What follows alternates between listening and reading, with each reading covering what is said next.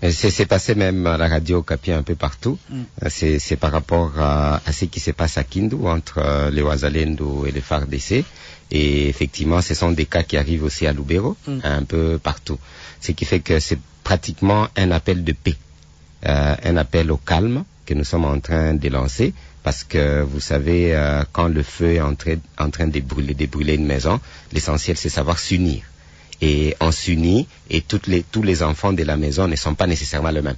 Il y a des délinquants, il y a des fouillants, il y a etc. Oui, mais qu'est-ce qui se passe réellement dans ces régions du pays? Oui, pour l'instant, ce qui s'est passé hier, c'est qu'il y a eu intercation entre le FARDC et les Wazalendo, plus ou moins une dizaine de morts de part et d'autre, et que effectivement, ça peut s'éviter. Pour l'instant, nous savons qu'il y a le général Saddam qui représente la RAD, parce que j'ai dit les choses officielles. La RAD, réserve armée de la défense, c'est-à-dire que ce sont le VDP qui existe par rapport à la loi congolaise, pas par rapport à la volonté de quelqu'un. Ça va, qui existe et il représente, et il y a beaucoup de groupes de VDP qui existent et qui sont effectivement identifiés. Et que nous avons effectivement les commandements de FARDC avec des généraux, des zones militaires qui existent. C'est cette collaboration parfois qui pose de petits problèmes et que je n'aimerais pas entrer dans les détails ici. J'aimerais tout simplement faire un appel solennel. Il est très important que les autorités puissent comprendre de part et d'autre qu'on ne doit pas laisser la situation s'envenimer. Il faut calmer les jeux et il faut arriver à collaborer, à faire en sorte que la procédure de la RAD puisse aller très rapidement, à respecter déjà les VDP. C'est très important, parce que ce sont les VDP qui doivent aller dans le FARDC. Vous comprenez? Donc on félicite le FARDC, mais les FARDC doivent comprendre que les VDP par la procédure existent. Et le président de la République les félicite et ils défendent la nation, quel que soit ce qu'il y a. Ce qui fait que plus nous allons vers la procédure normale, qui est acceptée par le PDDRS, ok, au fond, je parle des choses officielles. Ça va, il faut y aller. Donc même la MONUSCO, même les Nations Unies devaient encourager cette procédure pour effectivement arriver à faire sortir exactement entre guillemets les Wazalendo, ça va, et le faire rentrer dans le FARDC d'une façon normale, et ceux qui seront démobilisés vont être démobilisés. Alors cette procédure traîne, ce qui fait qu'il y a des frustrations. Ça va, ok, il n'y a pas d'argent, on ne mange pas, et pourtant, le Wazalendo, par exemple, du général Saddam, ok, qui est officiellement connu, parce que moi-même hier j'étais à la RAD, effectivement, qui est officiellement connu par la RAD, mais ben, ils ont un camp donné par l'État congolais, et les enfants qui ont été, entre guillemets, un peu démobilisés, ils attendent les procédures. Alors, s'il y a maintenant un général de FARDC qui va attaquer ces camps, ou bien qui attaquerait, vous voyez, ça ne marche pas. Non. Donc, il y a un problème de coordination, parce que le bureau est ici à l'hôtel Vénus. C'est au haut commandement, le bureau de la RAD. Donc, s'il vous plaît, allons dans l'officiel, et n'allons pas dans le sentimental. Celui-là a fait ceci, je ne suis pas juge, donc je laisse cela aux autorités de voir, mais il faut tirer attention, il y a des forces qui se battent contre l'ennemi. Et l'ennemi, c'est les Rwandais et les néocolonialistes. Et l'ennemi peut à tout moment manipuler. Exactement. Et on connaît qu'il y a un peu ce scepticisme, parce qu'il y a beaucoup d'infiltrés, surtout dans certaines de nos forces. Donc on demande à l'autorité, parce que là où je vous parle, c'est un peu comme si quelqu'un veut faire des tracts.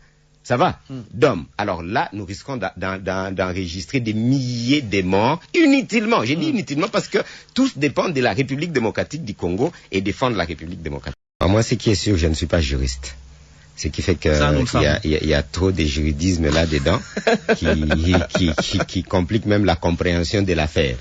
Au moins, il s'agit encore des réquisitoires. Donc, à ma connaissance, Constant Moutamba n'est pas encore condamné. Tout à fait. Jusqu'aujourd'hui, là où nous parlons, il est encore libre. Jusqu'au comme tout 27 condamné. août que le verdict va tomber. Oui, on attend le verdict et on espère que le verdict ne sera pas comme ça a été demandé par effectivement la partie qui a prononcé.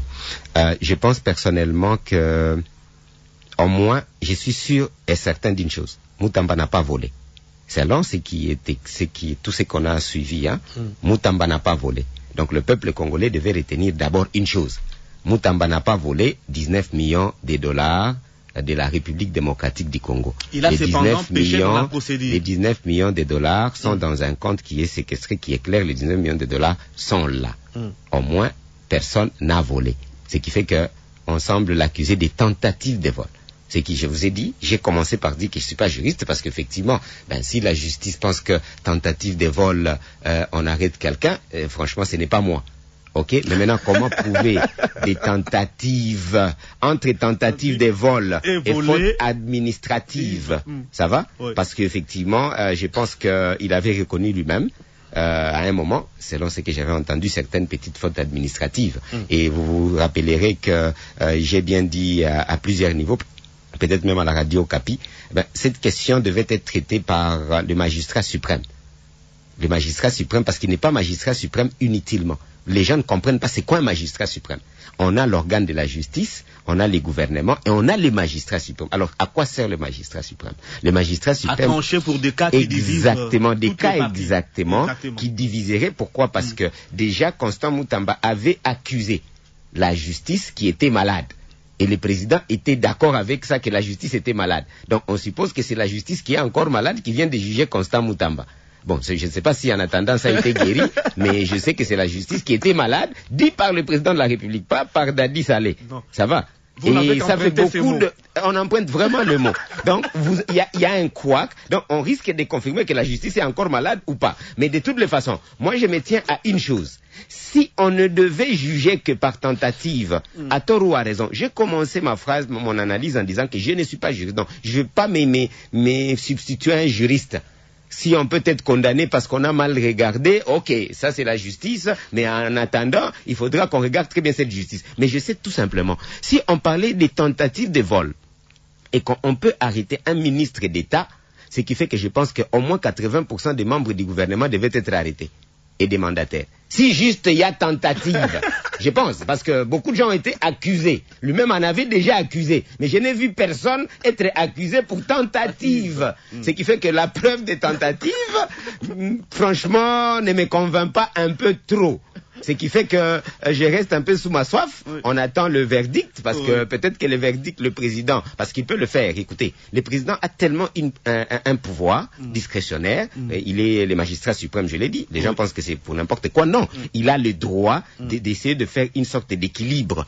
Ok? Et je le lui demande d'ailleurs, Excellence, Monsieur le Président, c'est un cas très sérieux. Il y a toute une population, toute une jeunesse, ça va, qui était en train d'observer et qui continue d'observer. Mais il y a quand même aussi la loi.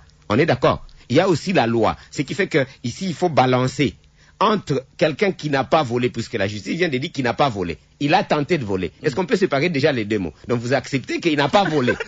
Ou qu'il a tenté de voler. Alors si on arrête tous les gens qui tentent de voler, même spirituellement, même moralement, et comment est-ce qu'on tente de voler parce que c'est passé dans un compte, bon, ça devient un peu bizarre, mais je me tiens à la sagesse, ça va, du chef de l'État, qui est le j'insiste sur ce mot, magistrat suprême. Il devra effectivement essayer de voir comment trouver une solution équilibrée par rapport à cette situation. Oui, la loi peut être dite. La loi doit être dite, mais par qui, comment, pourquoi? Parce que déjà, comme mon co-débatteur venait de le dire, il y a eu trop de couacs. Ça va? Trop d'intervenants où il était en conflit déjà avec beaucoup de gens de la justice. Il faut dire que lui-même avait déjà accusé. Ça va? Monsieur Fouamba, je pense, hein? Pas Fouamba. C'est qui? Luamba. Luamba, je pense. Il avait déjà accusé pour détournement par rapport aux histoires des maisons en Europe. Exactement. Ça, c'est un cas. Ouais. Alors, c'est celui-là qui lui revient. Qui, lui, maintenant, par la force de la justice, ça va? Aussi, et c'est donc, il y a à boire et à manger, mais je demande au chef de l'État de tout faire pour qu'on se concentre sur l'essentiel. L'essentiel ici, c'est avoir une justice, ça va, qui va guérir, ok, et exactement, c'est lui qui est coupable. Est coupable, je suis bien d'accord, la justice doit faire son travail, mais je viens de dire, si juste parce qu'on a tenté, on est coupable, ça ce sont les juristes, je pense qu'on devait arrêter autant de gens, et je serais aussi d'accord. Mais si seulement c'est pour Moutamba, comme peut-être, on ne sait pas par quelle magie ils ont découvert qu'il a tenté. Parce qu'entre faute administrative et tentative de vol, il y a aussi un écart majeur. Moi, je suis administratif, je ne suis pas juriste. Mais je sais qu'il y a des fautes administratives, on chasse même les gens. Oui. Ça va? Oui. Je pense que même mon co-débatteur, mes co-débatteurs, les savent, même vous, et les gens qui me suivent. Nous chassons les gens au travail, mais on ne le met pas en prison. Non. Parce que c'est une faute administrative. Ouais. On suspend la personne pour 2 ou 3 mois. Et puis 3 mois. On le réhabilite. Il y a par rapport au code du travail, il y a, même si lui n'est pas régi par le code du travail dans ce sens-là, mais il y a des sanctions quand même à prendre. Exactement. Il pouvait même ne pas être reconduit. Vous comprenez? Il pouvait ne pas être reconduit, mais vraiment, quand tu as parlé de la justice, bon, je ne suis pas juriste, je viens de le dire. Le réquisitoire a déjà été prononcé. On va voir comment ça va aboutir. On va attendre maintenant où ça va aboutir. Et le peuple sera en train de voir. C'est la raison pour laquelle j'insiste que le chef de l'État, comme magistrat suprême, devrait s'impliquer. C'est pas qu'il va s'y mixer. Il devrait s'impliquer, selon moi.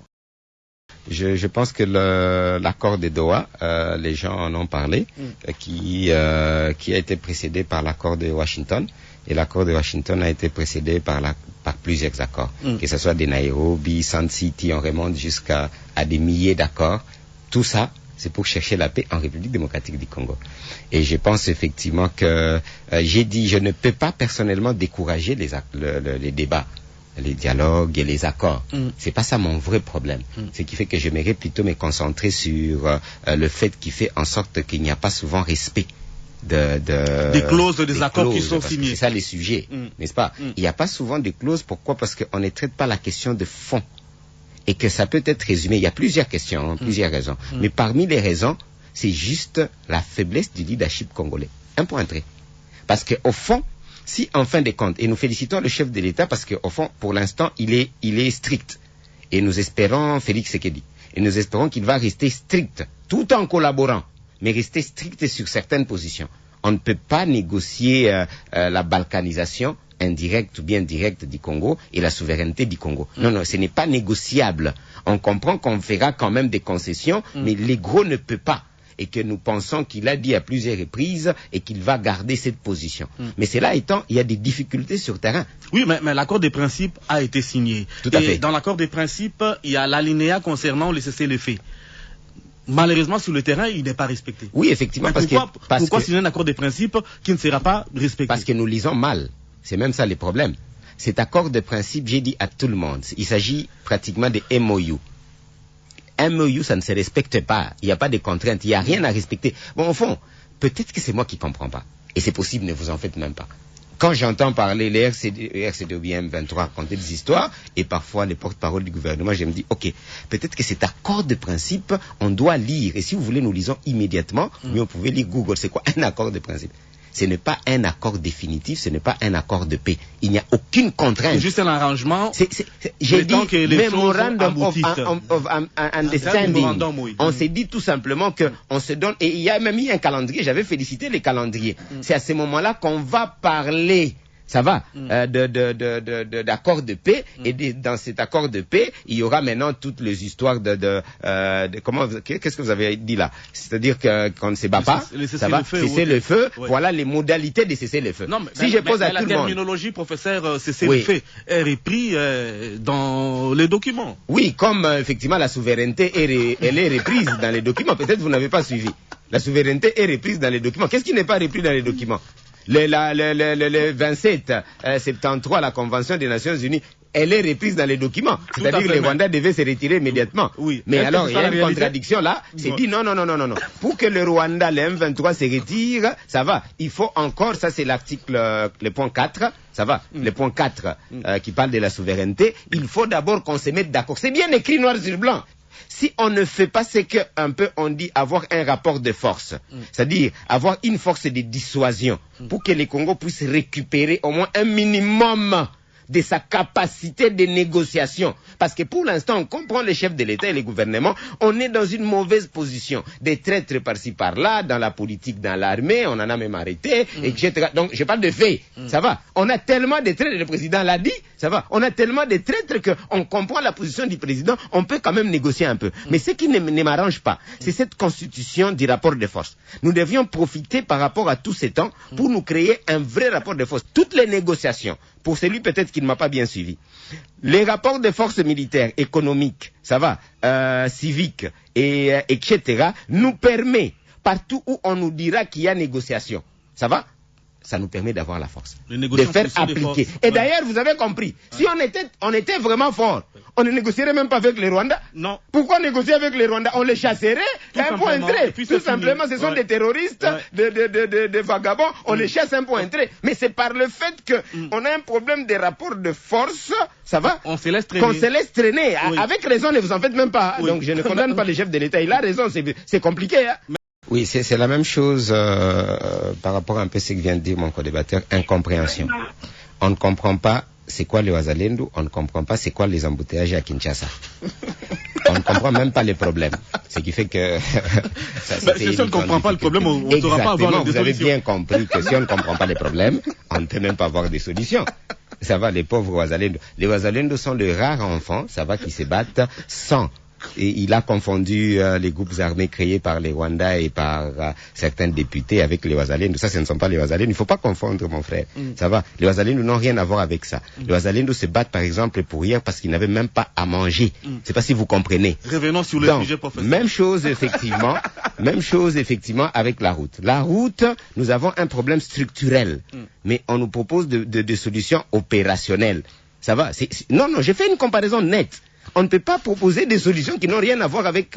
quand c'est opérationnel, on propose des solutions opérationnelles. Quand c'est structurel, on propose des problèmes structurels. La ville de Kinshasa, qui était ici à 3, 4 et 5 millions, ok, avec ses routes. Aujourd'hui, on est à plus ou moins 20 millions d'habitants. Avec de mêmes routes, on a mis seulement quelques... c'est quoi vous appelez pieds des... C'est quoi encore? Saut des moutons. Saut des moutons. Non, écoutez, c'est pas sérieux. Ça va. Il faut améliorer, comme on l'a dit, la voie, les trains, avec le projet qui est là déjà, qui existe. Il faut améliorer, mettre un peu, comment on appelle ça, des voies au-dessus et en bas, parce qu'effectivement, c'est une mégapole. Il s'agit même pas de ville. Kinshasa, il s'agit de mégapole. Vous pouvez pas avoir... Il n'y a aucune solution. Ça va. Qu'il y aura roulage, c'est quoi encore, rouler aussi à gauche, tout ça, ce sont de petites solutions, oui, qu'il faut prendre, qui peuvent faire respirer une fois, deux fois, ça va. Oui, le civisme, je suis d'accord. Civisme, parce que ça fait aussi partie, il y a beaucoup de raisons, mais je parle de la raison structurelle.